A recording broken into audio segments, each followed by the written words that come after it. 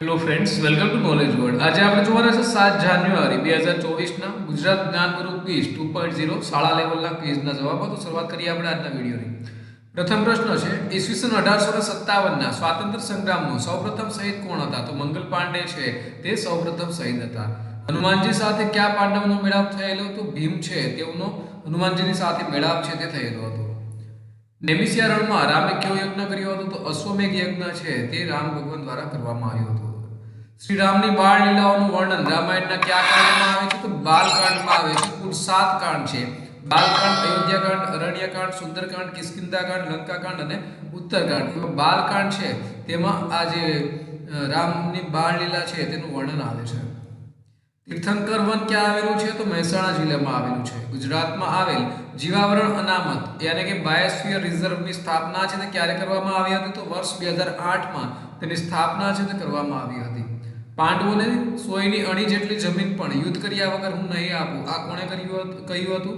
તો તે દુર્યોધન દ્વારા કહેવામાં આવ્યું હતું. રાજા સગરનું નામ સગર કેવી રીતે પડ્યું? તો ઝેર સાથે જન્મ્યો. ઝેર એટલે કે ઘર અને સ એટલે સાથે, તો એ સંસ્કૃત હતું એટલે આ બાળકનું નામ છે તે સગર રાખવામાં આવ્યું હતું. અશફાક ઉલ્લા ખાનનો જન્મ ક્યાં થયો હતો? તો શાહજહાંપુર ખાતે તેમનો જન્મ થયો હતો. નીચેનામાંથી કયા સ્વાતંત્ર્ય સેનાનીનું અવસાન ફિલાડેલ્ફિયા યુએસમાં થયું હતું? તો લાલા હરદયાલનું. ગોવિંદ ગુરુના હજારો અનુયાયીઓની હત્યા ક્યાં કરવામાં આવી હતી? ચમકોર ગામ પાસે, રૂપનગર જિલ્લો, પંજાબ. એન ઇન્ટ્રોડક્શન ઓફ ડ્રીમલેન્ડના લેખક કોણ હતા? તો ભગતસિંહ છે તેઓ an introduction to the Dreamland પુસ્તકના લેખક હતા. સૌપ્રથમ રાષ્ટ્રીય એકતા દિવસની ઉજવણી કયા વર્ષમાં કરવામાં આવી હતી? તો વર્ષ 2014માં આ દિવસની ઉજવણી છે તે સરદાર વલ્લભભાઈ પટેલના વારસાને સન્માન આપવા માટે ભારત સરકાર દ્વારા કરવામાં આવી હતી. સ્વાતંત્ર્ય સેનાની જગતસિંહ કપરાવરનો જન્મ કયા રાજ્યમાં થયો હતો? તો લુણાવાડા, ગુજરાત યાની કે ગુજરાત રાજ્યમાં થયો હતો. ભારતમાં યોજાયેલ G20 સમિટ કેટલામી હતી? તો આ 18મી સમિટ હતી અને ભારતમાં 9 અને 10 સપ્ટેમ્બર 2023ના રોજ યોજાઈ હતી. મંગલયાન મિશન માટે કેટલો ખર્ચ થયો હતો? તો 450 કરોડ રૂપિયાનો ખર્ચ છે ત્યાં થયો હતો. अंग्रेजी शासनकाल में हिंदी को स्कूलों में प्रवेश दिलाने का श्रेय किस हिंदी से व्यक्ति को दिया जाता है? तो राजा शिव प्रसाद, જેને સિતારે હિન્દ તરીકે પણ ઓળખવામાં આવે છે, તેમને આપવામાં આવે છે. ભારતમાં નોંધાયેલ પ્રાણીઓની જૈવિક વિવિધતામાં કેટલા પ્રકારના નુપુરક જોવા મળે છે? તો કુલ 3 પ્રકારના નુપુરક છે તે જોવા મળે છે. સ્ટેટ સ્ટાર્ટઅપ રેન્કિંગ 2019માં બેસ્ટ પરફોર્મર સ્ટેટ તરીકે કયા રાજ્યને જાહેર કરવામાં આવ્યું હતું? તો આપણા ગુજરાત રાજ્ય છે તેને જાહેર કરવામાં આવ્યું હતું. ભારતીય બંધારણના કયા ભાગમાં રાજ્યોમાં વિધાન પરિષદની નાબૂદી અથવા તો રચના અંગેની જોગવાઈ છે? તો તે છે અનુચ્છેદ 171માં. ઇન્દ્રોડા પ્રકૃતિ ઉદ્યાન છે તે ક્યાં આવેલું છે? તો તે ગાંધીનગર ખાતે આ જે ઉદ્યાન છે તે આવેલું છે. એશિયન પેરા ગેમ્સ 2023માં રક્ષિતા રાજુએ એથ્લેટિક્સમાં કયો મેડલ જીત્યો? તો તેઓના દ્વારા ગોલ્ડ મેડલ છે તે જીતવામાં આવ્યો હતો. એશિયન ગેમ્સ 2023માં ભારતે કઈ રમત સ્પર્ધામાં સૌથી વધુ મેડલ છે તે જીત્યા હતા? તો ભારતે એથ્લેટિક્સમાં 6 ગોલ્ડ, 14 સિલ્વર અને 9 બ્રોન્ઝ સાથે સૌથી વધુ 29 મેડલ છે તે જીત્યા હતા. ખડક ચણાણ બેઝિક તાલીમ કોર્સ કેટલા દિવસ માટે યોજવામાં આવે છે? તો તે કુલ 10 દિવસ માટે યોજવામાં આવે છે અને આ જે કોર્સ છે તે રાજ્યના 14 થી 35 વય મર્યાદાવાળા અનુસૂચિત જનજાતિને પસંદગી પામેલા 100 યુવક યુવતીઓ માટે 2008-9 આ શિબિર છે તે કરવામાં આવે છે. કોલટારમાં કેટલા પદાર્થો હોય છે? તો 200 જેટલા પદાર્થો કોલટારમાં હોય છે. સૌની યોજનાનો બીજો તબક્કો કોના હસ્તે શરૂ કરવામાં આવ્યો હતો? તો આપણા વડાપ્રધાન નરેન્દ્રભાઈ મોદી છે તેઓના હસ્તે 4 માર્ચ 2019ના રોજ જામનગર ખાતેથી શરૂ કરવામાં આવ્યો હતો. ગુજરાત પાણી પુરવઠા અને ગટર વ્યવસ્થા બોર્ડની રચના કયા વર્ષમાં થયેલ? તો 20 ઓગસ્ટ 1979માં તેની રચના છે તે થયેલ હતી. ગુજરાતનું કયું શહેર સમગ્ર ભારતમાં અકીક કામ માટે જાણીતું છે? તો ખંભાત છે તે જાણીતું છે.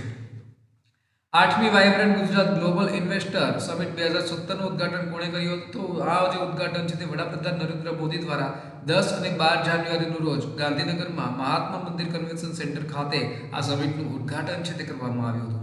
ગુડ્સ એન્ડ સર્વિસીસ ટેક્સ કાયદાનો ગુજરાત રાજ્યમાં કઈ તારીખથી અમલ કરવામાં આવેલ? તો 26 નવેમ્બર 2016થી. બેટી બચાવો બેટી પઢાઓ યોજના માટે નોડલ મંત્રાલય કયું છે? તો મહિલા અને બાળ વિકાસ મંત્રાલય છે. NUHM નું પૂરું નામ શું છે? તો તેનું પૂરું નામ છે national urban health mission.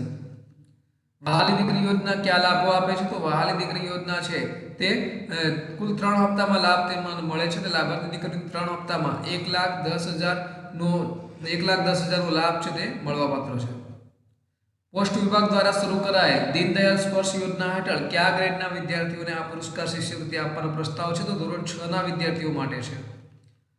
Gujarat શૈક્ષણિક સંશોધન અને તાલીમ પરિષદ યાની કે GCERT નું પ્રાથમિક લક્ષ્ય શું છે? તો GCERT છે એનું પ્રાથમિક લક્ષ્ય છે શિક્ષણના તમામ સ્તરે ગુણાત્મક ઉન્નતિ લાવવી. એન્ડ્રોઇડ ઓપરેટિંગ સિસ્ટમ કઈ કંપનીએ વિકસાવી છે? તો આ જે સિસ્ટમ છે તે ગૂગલ દ્વારા વિકસિત છે અને open source mobile operating system છે જે લિનક્સ પર આધારિત છે. ક્લાઇમેટ ચેન્જ અને ડિઝાસ્ટર રિસ્ક રિડક્શન સસ્ટેનેબિલિટી જીવનનો માર્ગ બનાવવો એ કઈ આંતરરાષ્ટ્રીય પરિષદની થીમ છે? તો આ છે તે યુનિસેફની થીમ છે. G20 માં S20 નો શું અર્થ થાય છે? તો S યાની કે સાયન્સ, જે 2017 માં તેની સ્થાપના છે તે કરવામાં આવી હતી. અમદાવાદની મિલ હડતાલ ક્યારે પડી હતી? તો 1918 માં. ઈ ગ્રામ વિશ્વગ્રામ યોજના અંતર્ગત કોની નિમણૂકથી ગ્રામ પંચાયત માટે વધારાની આવક તથા ગ્રામ યુવકો માટે સ્વરોજગારીની તકો ઊભી કરવામાં આવેલ છે? તો VCE અથવા તો ગ્રામ મિત્ર. GMRC લિમિટેડ ભારત સરકાર અને કઈ સરકારનું સંયુક્ત સાહસ છે? તો તે ગુજરાત સરકારનું સંયુક્ત સાહસ છે. GMRC નું ફૂલ ફોર્મ છે Gujarat metro rail corporation limited. તે ભારત સરકાર અને ગુજરાત સરકારનું સંયુક્ત સાહસ છે. પોષણ અભિયાન બીજા કયા નામથી ઓળખાય છે? તો પ્રધાનમંત્રી પોષણ શક્તિ નિર્માણ અથવા તો PM પોષણ તરીકે પણ ઓળખાય છે. બાંધકામ પછી કઈ એશિયાની સૌથી લાંબી બાય ડાયરેક્શન રોડ ટનલ બનશે? તો તે ચેન્નાઈની નાસરી ટનલ. મહિલા આરક્ષણ બિલ 2023 નું બીજું નામ શું છે? તો તેનું બીજું નામ છે નારી શક્તિ વંદન બિલ. PM જીવન જ્યોતિ વીમા યોજના ક્યારે શરૂ કરવામાં આવી હતી? તો આ જે PM જીવન જ્યોતિ વીમા યોજના છે તે વર્ષ 2015 થી શરૂ કરવામાં આવી હતી. રાષ્ટ્રપતિને પદ પર હટાવવાની પ્રક્રિયાને શું કહે છે? તો તેને કહે છે મહાભિયોગ. લોકસભામાં સભ્યોને કોણ નામાંકિત કરે છે? તો રાષ્ટ્રપતિ. ભારતની કઈ નદી 2 વાર કર્કવૃતને પસાર કરે છે? તો મહી નદી. ગુજરાતમાં BSF નું મુખ્ય મથક કયા શહેરમાં આવેલું છે? તો તે ગાંધીનગરમાં આવેલું છે. રાષ્ટ્રીય માનવ અધિકાર આયોગની સ્થાપના ક્યારે કરવામાં આવી હતી? તો 12 ઓક્ટોબર 1993 માં. વર્તમાનમાં લોકસભાના નેતા કોણ છે? તો ઓમ બિરલા. મંત્રી પરિષદના સભ્યો સામાયિક રીતે કોના પ્રત્યે જવાબદાર છે? ખાસ કરીને લોકસભાને જવાબદાર હોય છે. મંત્રીઓ છે તે સંસદ અને ખાસ કરીને લોકસભાને. સમાચાર અને માહિતીનું આંતરરાષ્ટ્રીય પ્રસારણ કરતી રાષ્ટ્રીય ચેનલનું નામ શું છે? તો તેનું નામ છે દૂરદર્શન. ભારતીય બંધારણના કયા અનુચ્છેદ હેઠળ ભારતીય પોલીસ સેવા યાની કે IPS ની રચના કરવામાં આવી છે? તો અનુચ્છેદ 312 હેઠળ. લોહીની સગાઈમાં અમૃત કાકીને મંગુ સિવાય કેટલા સંતાનો હતા? તો 3 સંતાનો હતા, 2 દીકરા અને 1 દીકરી. વેબટિયાનનું બીજું શું નામ છે? તો તેનું બીજું નામ છે ઊન. કવિ પ્રહલાદ પારેખના કાવ્ય પરાજયની જીત કાવ્યનો મુખ્ય વિષય કયો છે? તો કલિંગનું યુદ્ધ. વડોદરામાં છોટુભાઈ પુરાણી અને અંબુભાઈ પુરાણીએ સ્થાપેલી ગુજરાતની પહેલી વ્યાયામશાળા કઈ હતી? તો શ્રી લક્ષ્મીનાથ વ્યાયામશાળા. રાજા રવિવર્મા કયા ક્ષેત્રમાં પ્રખ્યાત હતા? તો ચિત્રકલામાં તેઓ પ્રખ્યાત હતા.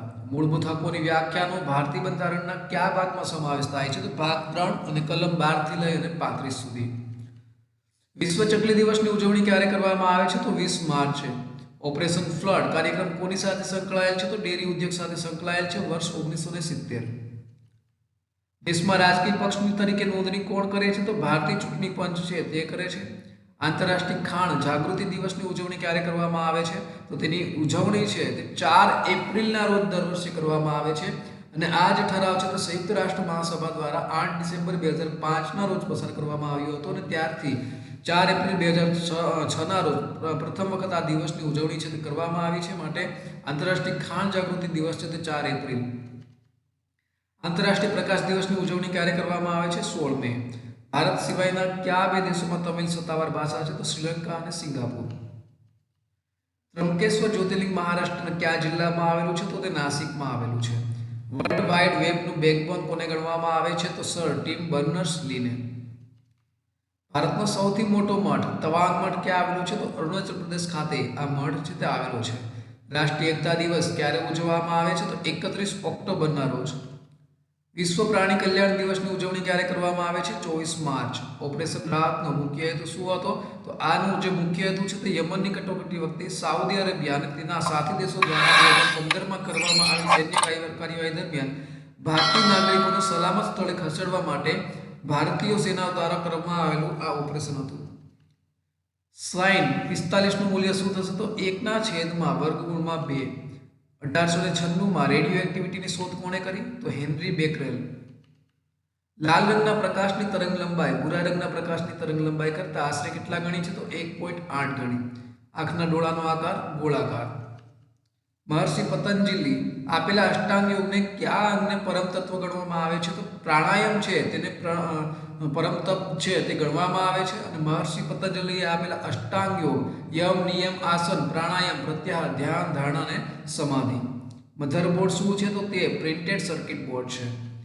महाभारत कालिका जना कीदृश आसनम? तो स्थूलकाय आसनम. प्रभुजी तुम चंदन हम पानी किस संत कवि की पंक्ति है? तो आ છે તે રવિદાસની પંક્તિ છે. ભારતીય સંસ્કૃતિમાં કેટલા વેદો છે? તો કુલ 4 વેદો છે: ઋગ્વેદ, યજુર્વેદ, અથર્વવેદ અને સામવેદ. પીએમ વિશ્વકર્મા યોજના કયા વર્ષમાં શરૂ કરવામાં આવી છે? તો 2023 હાલમાં જ આ યોજના છે તે શરૂ કરવામાં આવી છે. તો આ સાથે આજના દિવસનો વિડીયો છે તે પૂર્ણ થાય છે. બીજા અગત્યના વિડીયોની લિંક સ્ક્રીન ઉપર આપેલ છે. પેપર સોલ્યુશન, જુડિયલ ક્લાર્ક અને બીજા અગત્યના પેપર સોલ્યુશનની લિંક પણ આપેલ છે. ચેનલમાં નવા હોય તો તમે ચેનલને સબસ્ક્રાઇબ છે તે પણ કરી શકો છો. આ સાથે આજના દિવસનો વિડીયો પૂર્ણ થાય છે. ફરી મળીશું બીજા નવા વિડીયોમાં. ત્યાં સુધી રજા આપશો. નમસ્કાર.